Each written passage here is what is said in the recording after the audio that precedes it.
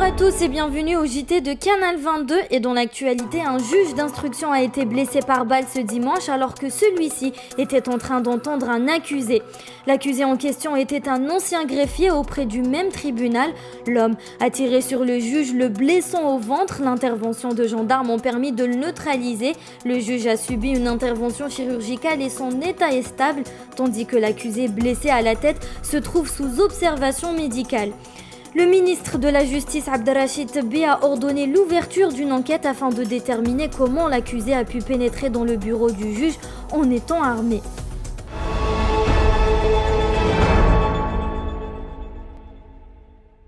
Et suite aux incendies dévastateurs produits il y a quelques jours dans les 11 wilayas, les habitants touchés par les feux de forêt se sont retrouvés sans habitation, sans nourriture et avec un bilan humain assez lourd. Les associations des 4 coins du pays se sont mobilisées afin d'aider les familles des victimes, notamment à Touja, la région la plus touchée. Un élan de solidarité s'est créé, des associations ont fait don de nombre important de denrées alimentaires, d'habits, d'eau et même de médicaments. Selon le wali Kamel Din Kerbouch, de gros convois sont venus de la Kabylie, mais aussi de Msila, Betna, Soukahras et de nombreuses wilayas de tout le pays. Ce qui leur manque, c'est la restauration des habitations détruites et selon certaines sources, le wali de Bjaya a expliqué que les opérations de recensement et de classement des habitations touchées ont déjà commencé.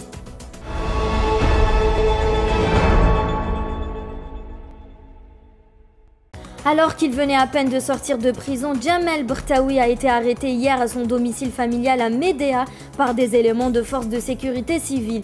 Il a été condamné à une peine de prison de 18 mois où il fut libéré en juin 2023.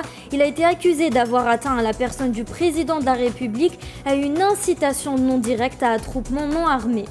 Et aux dernières nouvelles de notre mineur Attaf Rahim, il sera présenté aujourd'hui le 1er août devant le procureur près le tribunal de Bainam à Alger.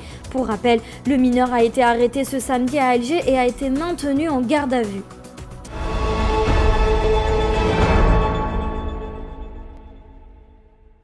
Et après l'échec de son dernier appel d'offres, Air Algérie a lancé une nouvelle consultation internationale rendue publique ce dimanche 30 juillet par la compagnie aérienne. Cette dernière indique qu'elle lance une consultation internationale ayant comme but un contrat de location d'une flotte pouvant atteindre 10 avions, dont 6 gros porteurs et 4 porteurs moyens.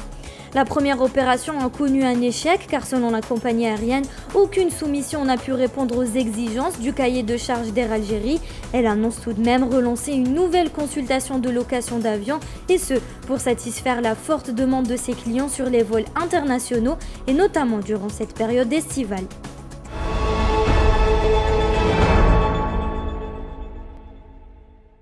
Et on termine avec l'international et suite aux violences et manifestations tenues hier à Niamey près de l'ambassade de France, l'évacuation des ressortissants français devrait avoir lieu aujourd'hui, a annoncé le ministère des Affaires étrangères à Paris. Dans la nuit de lundi au mardi, les Français au Niger ont été prévenus par un message de l'ambassade de France à Niamey. Ils ont été informés d'une opération d'évacuation par voie aérienne étant en cours de préparation. Ce mardi 1er août, le comité interministériel s'est réuni pour évoquer le plan d'évacuation des ressortissants français au Niger. Près de 600 Français se trouvent actuellement sur place et devraient être évacués. Et c'était l'essentiel de l'actualité du jour. Merci de nous avoir suivis et à bientôt au prochain JT.